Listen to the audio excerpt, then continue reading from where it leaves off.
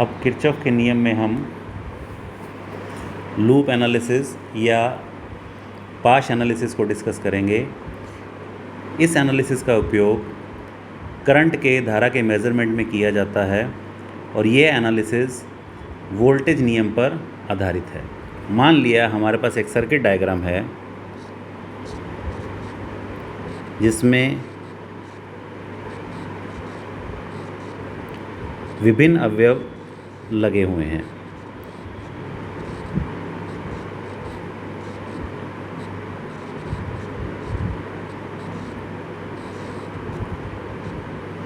मान लिया ये E वोल्ट की बैटरी लगी हुई है, ये प्रतिबाधा Z1, Z2, Z3, Z4 और ये Z5।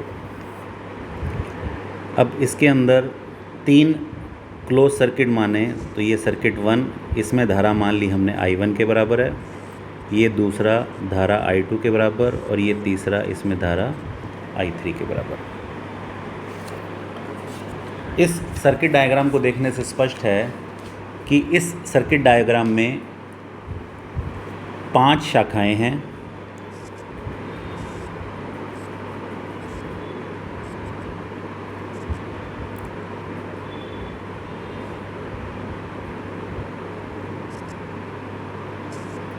शाखा AB, शाखाएं या ब्रांचेस जिसमें धारा का मान समान रहे AB, BC, CDF, BG और CF। और इस सर्किट डायग्राम में नोड्स की संख्या, संधियों की संख्या 3 है। इसमें संधियां B, C तथा G या F, क्योंकि G तथा F ग्राउंड पोजीशन है इसलिए इनको 1 माना जा सकता है। तो G या F 3 संधियां हैं। हमने इस परिपथ का विश्लेषण करना है।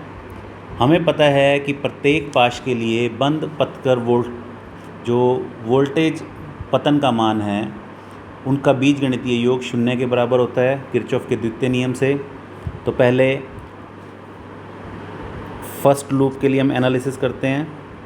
तो फर्स्ट लूप के लिए जब एनालिसिस करेंगे तो हमारे पास समीकरण आएगी धारा मान I1 Z1, प्रतिबाधा Z1 पर वोल्टेज ड्रॉप I1 Z1 और Z2 के ऊपर धारा का मान I1 माइनस I2 के बराबर है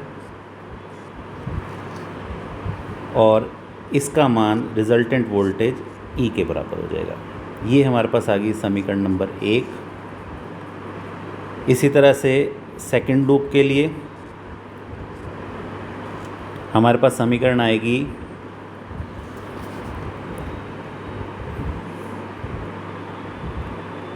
I2 into Z3 plus Z4 गुणा में I2 माइनस I3 और प्लस Z2 गुणा में I2 माइनस I1। ये हमारे पास आ गई समीकरण नंबर 2। इसी तरह से थर्ड लूप के लिए हमारे पास समीकरण आएगी Z5 I3 plus Z4 into ये इक्वल टू 0। समीकरण 2 में बराबर वोल्टेज का मान 0 के बराबर है तो ये वोल्टेज हमें लिखनी पड़ेगी इक्वल टू 0। तो ये समीकरण नंबर 2। इसी तरह समीकरण 3 में Z5 I3 into Z4 into I3 minus I2 is equal to 0। ये समीकरण नंबर 3। अब इन तीनों समीकरणों को रीअरेंज करके I1 और I2 के अंदर लिखें तो समीकरण फर्स्ट क्या बनेगी,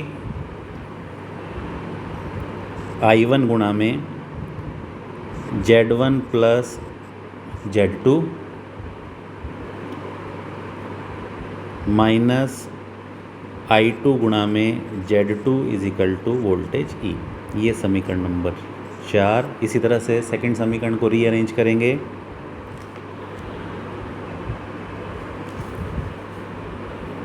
minus I1 into Z2 plus I2 into I2 के गुणांक है Z3, Z4 और Z2, तो Z2 plus Z3 plus Z4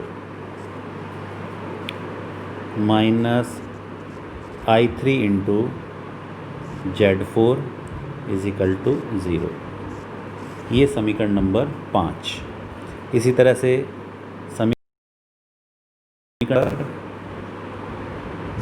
I1 into I1 का कोई गुणांक नहीं है, तो I1 इंटू 0 माइनस I2 गुणा में Z4 प्लस I3 गुणा में Z4 plus Z5 is equal to 0। ये आ गई समीकरण नंबर 6। अब हमारे पास 3 समीकरणें आ गई।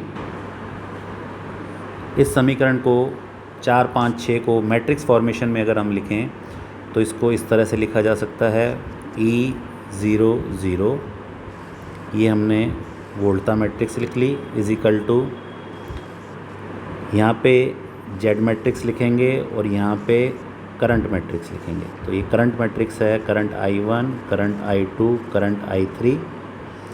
I1 का गुणांक Z1 प्लस Z2, I2 का गुणांक माइनस Z2 और I3 का गुणांक 0।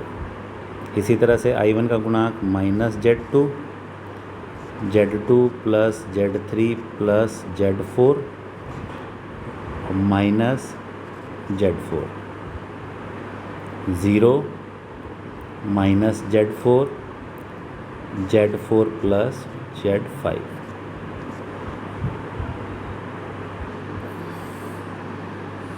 यह मैट्रिक्स जेड मैट्रिक्स कहलाता है या प्रतिबाधा मैट्रिक्स कहलाता है।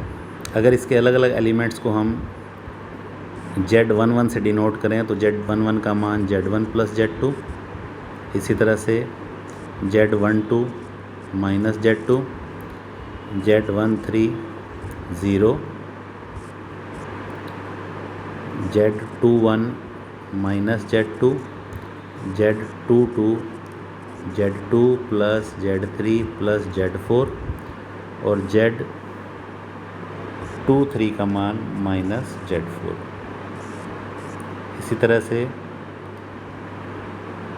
Z31 is equal to 0, Z32 is equal to minus Z4 और Z33 is equal to Z4 plus Z5। इसके अंदर Z11, Z22 और Z33 यह क्रमशः प्रथम पाश, द्वितीय पाश और तृतीय पाश की प्रतिबाधाएं हैं। तो डायग्राम अगर देखें तो प्रथम पाश की प्रतिबाधा Z1 प्लस Z2, द्वितीय पाश की प्रतिबाधा Z2 plus Z3 plus Z4 और तृतीय पाश की प्रतिबाधा Z4 प्लस Z5 के बराबर है। इसी तरह से Z21 और Z12 इन दोनों का मान माइनस Z2 के बराबर है और यह है पाश 1 और 2 की अन्योन्य प्रतिबाधा या म्यूचुअल इंडक्टेंस है। इसी तरह से Z23 ये पाश 2 और पाश 3 की अन्योन्य प्रतिबाधा है जिसका मान माइनस Z4 के बराबर है और Z13 में क्योंकि कोई अन्योन्य संबंध नहीं है इसलिए इनका मान 0 के बराबर है। तो इस मैट्रिक्स का अगर मान निकालें, जेड मैट्रिक्स का डेल्टा जेड का मान निकालें तो डेल्टा जेड का मान हमारे पास आएगा Z4 plus Z5, Z1 Z2 plus Z1 Z3, Z2 Z3 plus Z3 Z1 plus Z1 plus Z3 into Z4 Z5। यहाँ पे ये Z1 प्लस Z2 आएगा तथा I1 का मान निकालना हो तो I1 का मान आएगा delta 1 by delta Z I2 का मान आएगा डेल्टा 2 बटा में डेल्टा जेड, और I3 का मान आएगा डेल्टा 3 बटा में डेल्टा जेड। डेल्टा जेड का मान हम ऊपर वाली समीकरण में निकाल चुके हैं। अब ये क्वेश्चन उठता है कि डेल्टा 1 का मान कैसे निकालना है। तो डेल्टा 1 का मान निकालने के लिए हम जेड मैट्रिक्स के प्रथम कॉलम को ई मैट्रिक्स से प्रतिस्थापित कर देंगे। तो डेल्टा 1 का मान निकालने के लिए E0 0 minus Z2 0, Z2 plus Z3 plus Z4 minus Z4, 0 minus Z4, Z4 plus Z5।